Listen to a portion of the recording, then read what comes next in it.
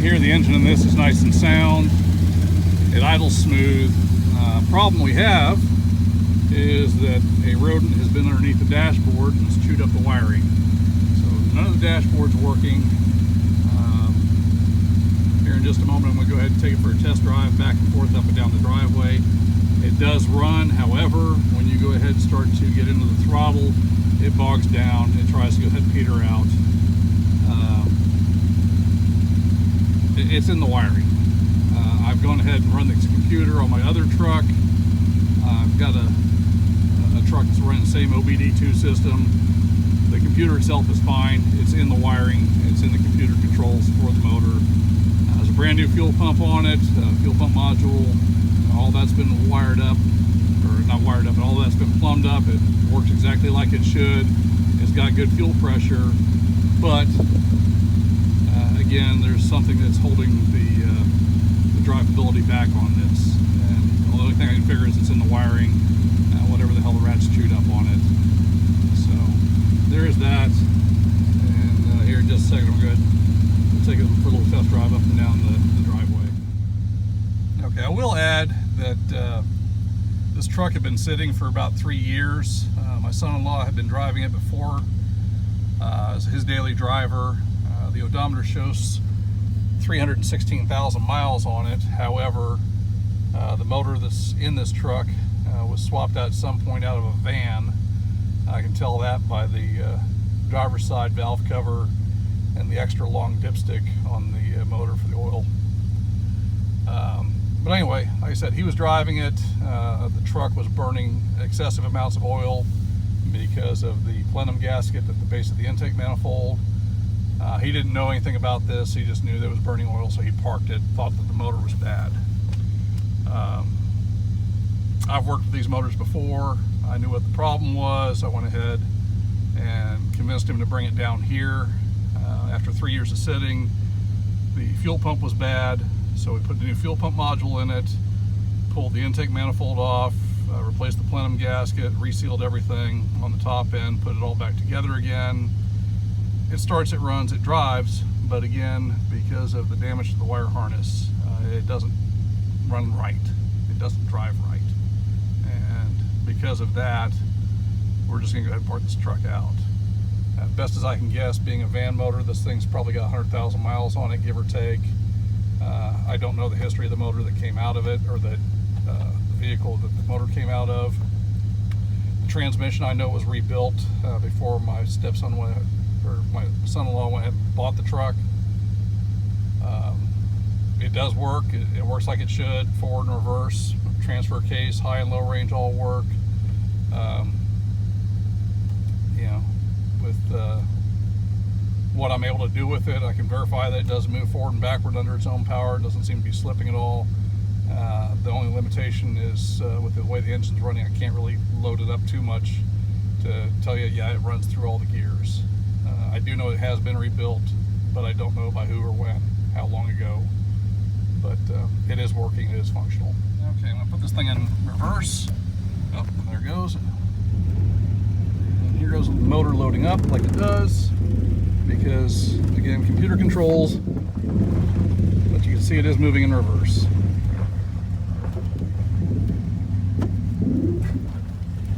And here we go down the driveway. My foot's on the floor.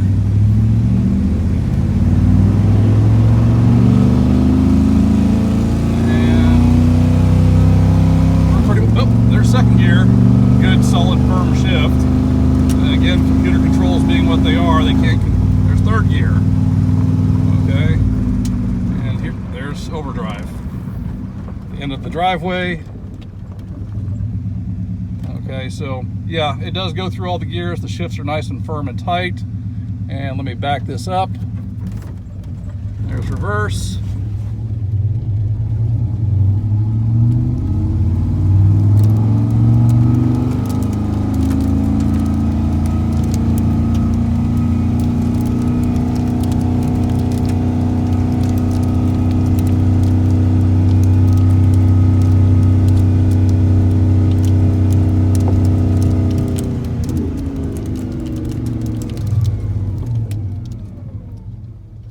No slipping whatsoever. Okay, again, this is just me driving it. Oh, that was in low range. Go figure. All right, so yeah, we verified low range works. And that's why it was shifting. I'll let you try drive.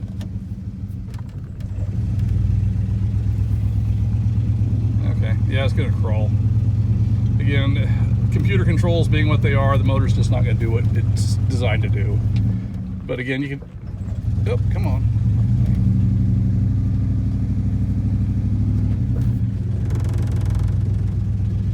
Ah, goodness gracious.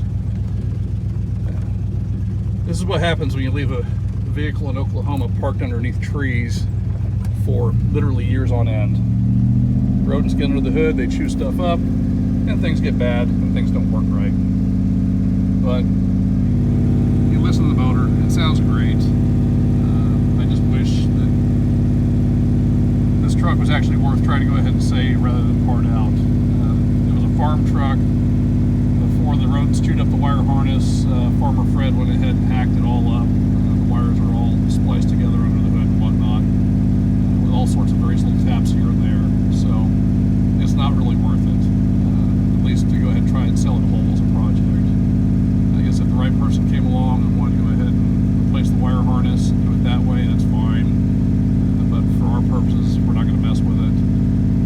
Once it's done warming up here, I'm going to go ahead and pull the spark plugs out. We'll do a compression test on it and get an idea of what the cylinders are showing. So anyhow, thank you. Okay, here's one more clue to how things are going with the spark plugs. Okay, these were new plugs that were installed right after everything was done on the motor. Okay, this is all of the driver's side plugs. They look like I would expect normal spark plugs to look. I mean, they're nice, they're clean, they're healthy. These on the other side are all of the passenger side plugs. They're looking kind of sooty, kind of rich, kind of fuel fouled. Okay, this thing's not burning oil. Okay, this is not a oil issue. This is not a compression issue. This is engine management causing problems.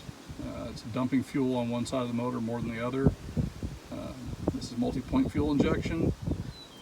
Again, it's not in the computer itself. It's either in the wire harness or engine management. Again, we're not going to monkey with this. If you want to go ahead and buy the motor, put fresh sensors in it, it should be good to go, especially when you hook it up with your known good wire harness. Anyway, I'm going to go ahead and do a compression check here in a minute. Now I've got all the plugs out.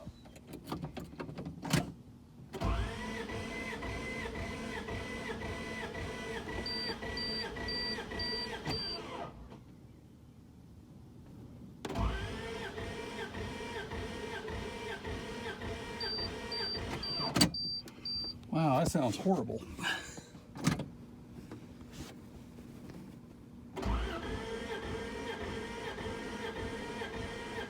What the fuck, over? Is this starter just shit?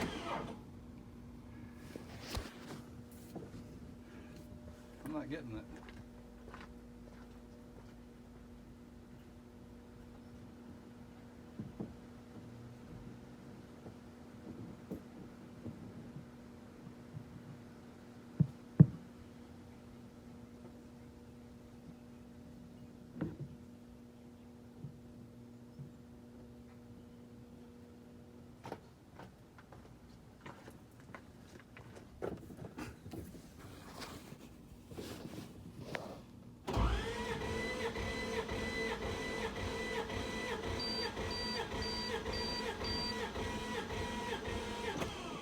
Okay, 120 on that one.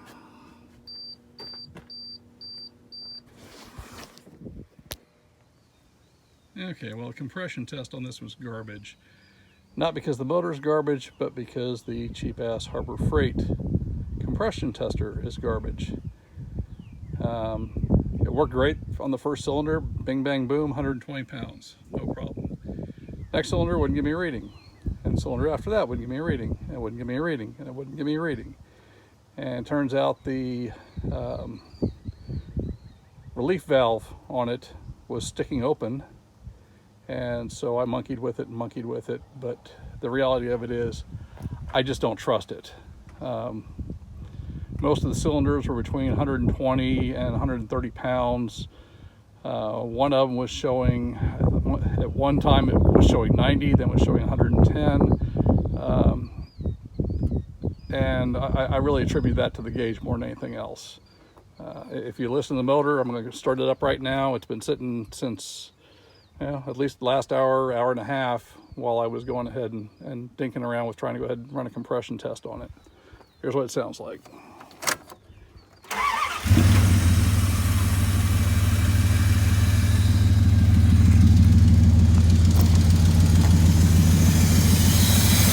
engine that's sick, that idle's pretty smooth.